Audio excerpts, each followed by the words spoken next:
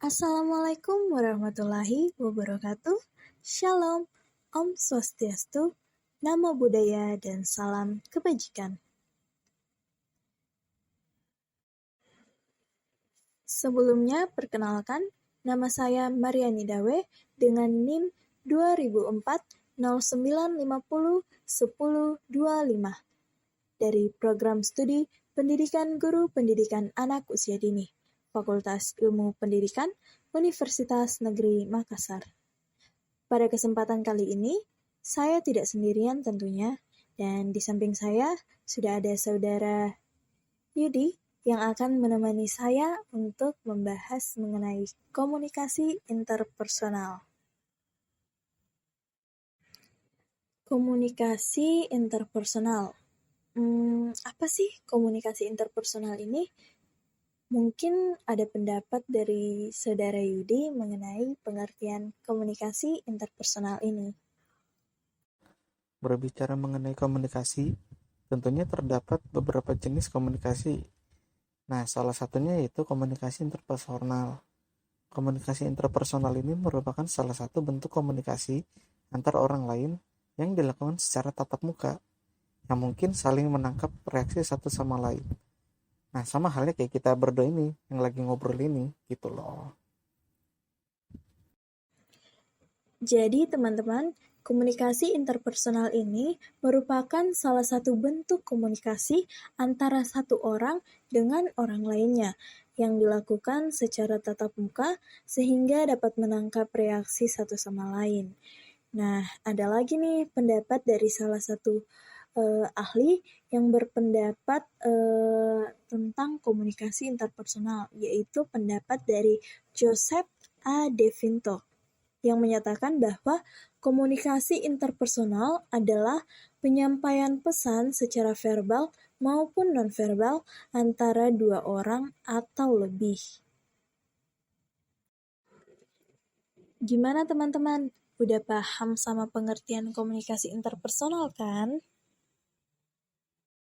Kira-kira dari komunikasi interpersonal ini ada manfaatnya nggak ya? Nah, gimana nih Kak? Ada manfaat nggak dari komunikasi interpersonal ini? Tentu ada dong. Nah, jadi manfaatnya dapat berpikir kritis, menghasilkan sebuah pendapat, mampu menjadi seorang pemimpin, memiliki rasa kepedulian yang tinggi terhadap orang lain, suka bekerja kelompok atau tim, memiliki rasa solidaritas yang tinggi kepada orang di sekitarnya. Tapi ada lagi nih tujuan komunikasi interpersonal. Oh, ada lagi tujuan komunikasi interpersonal. Iya, nah jadi tujuan dari interpersonal ini yaitu membentuk konsep diri. Nah, komunikasi interpersonal ini memberikan kita kesempatan untuk mengatakan hal yang kita sukai. Dengan kita membicarakan hal yang kita sukai dengan orang lain, maka kita akan memberikan sumber balik yang luar biasa pada perasaan, pikiran, dan tingkah laku. Terus, ada yang kedua nih, menolong orang lain. Apa sih maksud dari menolong orang lain ini?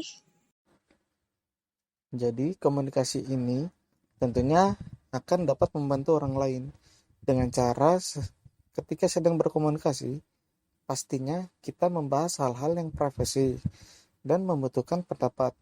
Maka kita akan menerapkan komunikasi interpersonal ini karena komunikasi interpersonal ini lebih mengarah pada pembahasan yang bisa dibilang mengandung unsur kerahasiaan. Jadi, saat kita menceritakan tentang privasi, kita pastinya tidak menggunakan jenis komunikasi massa dong. Karena pasti nantinya itu udah gak jadi rahasia lagi atau privasi lagi. Contohnya, komunikasi dengan konsultan atau psikolog. Kalau kita lagi konsul, pasti kan nggak ada orang lain tuh yang bakalan tahu. Nah, itulah salah satu jenis komunikasi interpersonal itu. Wah, kenapa nih? Kok sampai bisa mempersuasi orang lain sih? Ketika kita ingin membujuk orang lain atau kita ingin orang lain itu dapat melakukan hal yang kita mau, tentunya Kalau nerapin komunikasi massa, tentunya gak bisa dong. Karena kan ingin membujuk, masa orang lain harus tahu? Nah, yang diperlukan itu pendekatan yang maksimal. Nah, kalau mau pendekatan maksimal, tentunya kita akan menggunakan komunikasi interpersonal. Iya juga ya, gak mungkin orang lain ini bisa kebujuk kalau kita nggak melakukan pendekatan yang lebih inti. Terus ada apa lagi nih dari tujuan komunikasi interpersonal ini? Nah, selanjutnya tuh ada membangun komunikasi. Jadi kalau kita mau PDKT nih, ceritanya kan pasti kita bakal adain komunikasi dong, biar bisa lebih dekat. Nah, saat berkomunikasi nih, jenis komunikasi yang terjadi ya pasti komunikasi interpersonal. Sama kayak yang aku sebutin tadi di awal, ketika ingin melakukan pendekatan, gak mungkin menerapkan komunikasi massa, karena jadinya gak maksimal pendekatan kita ke orang yang kita tuju. Jadi buat yang mau PDKT nih, jangan nerapin komunikasi massa ya. Nanti yang ada targetnya ini nggak timbul rasa suka loh, atau perhatiannya. Kalau yang diterapin komunikasi massa. Nah, buat yang lagi ingin memperbaiki hubungan juga pasti nerapin komunikasi interpersonal ya. Jangan melibatkan massa biar lebih efektif dengan hubungannya. Nah, terus dengar-dengar katanya ada lagi nih yang tentang mendapatkan kesenangan. Iya, jadi kalau kita komunikasi interpersonal nih, pasti pembahasannya gak jauh-jauh dari hal-hal yang membuat perasaan kita jadi lebih baik. Sama kayak yang tadi aku bilang, bahwa dapat memberikan kita kesempatan untuk mengatakan hal yang kita sukai, sehingga kita nanti akan merasa jauh lebih bahagia atau lebih senang pastinya. Karena komunikasi interpersonal ini lebih ke komunikasi yang dilakukan untuk membahas hal-hal yang lebih privasi sih sebetulnya. Oke, nah tadi kita udah bahas soal tujuan. Sekarang kita mau bahas soal hambatan-hambatan komunikasi interpersonal nih. Ya, jadi teman-teman dalam melakukan suatu hal, pastinya akan ada hambatan nih. Kita mulai dari hambatan yang pertama, pengaruh status. Perbedaan status sering menjadi hambatan ketika berkomunikasi. Contohnya di keluarga dengan anak dan orang tua, atau di sekolah dengan guru dan murid. Nah, orang yang memiliki status yang lebih rendah umumnya akan tunduk kepada orang yang memiliki status yang lebih tinggi. Hal ini terjadi karena timbulnya rasa takut untuk mengemukakan pendapat. Selanjutnya, ada juga perbedaan cara pandang atau perbedaan sudut pandang. Seperti yang kita tahu, bahwa terkadang setiap orang memiliki sudut pandang yang berbeda-beda dalam melihat masalah. Nah, adanya perbedaan tersebut akan menghasilkan kesimpulan yang berbeda juga. Yang ketiga nih, adanya gangguan lingkungan. Hambatan ini terjadi ketika kita berkomunikasi di tempat yang kurang mendukung. Contohnya, berkomunikasi di pinggir jalan yang ramai, tempat yang kurang mendukung juga, sehingga suara dari lawan bicara kurang terdengar. Atau ketika hujan deras dan disertai dengan hujan, bukan hujan deng, petir maksudnya, sehingga kita tidak bisa menangkap pesan yang ingin disampaikan kepada lawan bicara. Lanjut yang keempat nih, adanya gangguan dari media yang digunakan. Hal ini berlaku ketika kita berkomunikasi dengan menggunakan media untuk memperlancar komunikasi. Salah satunya adalah menggunakan telepon atau handphone untuk berkomunikasi dengan lawan bicara yang posisinya jauh dari kita. Ketika menggunakan handphone, kadang permasalahan jaringan ini akan sangat menghambat proses komunikasi kita. Dan yang terakhir nih, atau yang kelima, adanya kecepatan dalam berbicara. Nah, kecepatan dalam berbicara tentunya membuat hambatan komunikasi. Sebab ketika berbicara dengan cepat, pastinya apa yang disampaikan tidak terdengar oleh baik atau tidak bisa ditangkap oleh lawan bicara. Oke, tadi kan kita udah bahas nih mengenai hambatannya. Nah, sekarang aku mau nanya, ada nggak sih hal-hal yang harus diperhatikan supaya komunikasi kita ini bisa berjalan dengan lancar?